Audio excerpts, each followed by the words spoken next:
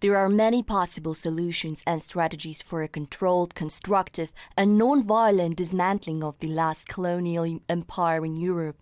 The rupture of the Russian Federation will bring unquestionable benefits in security, including energy security, and in the economy of Europe and Central Asia. The Ukrainian government and its supporters are not so subtly floating trial balloons here at the heart of the democratic West that risk becoming more like the Hindenburg, a disaster. Just a few days ago, Polish member of European Parliament, Anna Fotyga, published a piece in the Western press advocating for the dissolution of Russia, like she's talking about remodeling a kitchen. So basically exactly what Fotyga and her anti-Russian pals don't want to happen to Ukraine. They seem to think that they're the masters of the universe, picking and choosing which countries aren't allowed to be countries anymore. She sounds like a bad guy in a Marvel movie who's obsessed with destroying planets like Thanos or Galactus from the Avengers. But it doesn't stop there. Together with my colleague Kosma Zlotowski, we are glad to host numerous experts, historians, journalists, politicians from both sides of Atlantic, and leaders and representatives of more than 20 nations of the Russian Federation who will gather in Brussels in the European Parliament to discuss prospects for the decolonization and deimperialization of the Russian Federation. Yeah, just come in and enjoy some tea and biscuits and fantasize about destroying a country. Since when did these become European or Western values anyway? Across the pond, a Rutgers University professor mused last year about the notion of pinning, quote, collective guilt on all Russians for Moscow's actions. Russians could help their cause by expressing collective shame and outrage at the Putin regime's genocidal behavior.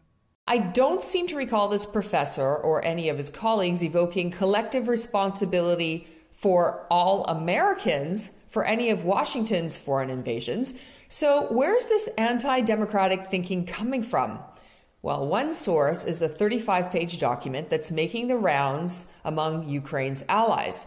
Authored by the Ukrainian government's representative for Crimea, Tamila Tasheva, it's a roadmap envisioning what would happen if Kyiv retook Crimea, which would include evicting so-called Russian collaborators from Crimea, using information collected by Ukrainian intelligence and digital surveillance tools, then settling Ukrainians in Crimea, de-Russifying all institutions and infrastructure, and finally destroying the Kerch Bridge that runs from the Crimean Peninsula to coastal Russia, which, by the way, was already bombed last year in an act attributed to Ukraine by the Western and Ukrainian press, citing a senior Ukrainian official. Top French news network LCI hosted a panel debate on this plan with experts from journalism, academia, and the French military. Le Figaro reveals a document that explains how the Ukrainians would somehow decolonize Crimea in the event of a military victory. They are counting on this military victory, and they have already built their plan on how they would integrate Crimea into Ukraine. So what is this plan? What does it say? You will see that. It's quite striking. Well, just another debate, right? And, well, striking is one way of putting it. Ukrainian President Vladimir Zelensky calls it, quote, an excellent political tool for discussion.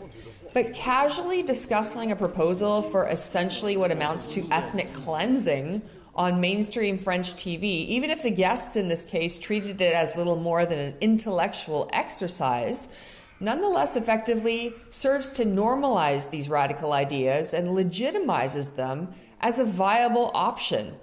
There's nothing wrong with free speech and debate, of course, but there was also a distinct lack of outrage on that French program. Under the pretext of supporting Ukraine or countering Russia, previously unthinkable anti-democratic notions have now found their way into the spotlight, the center stage in Western democracies, and very few seem to have noticed or to be too concerned about it.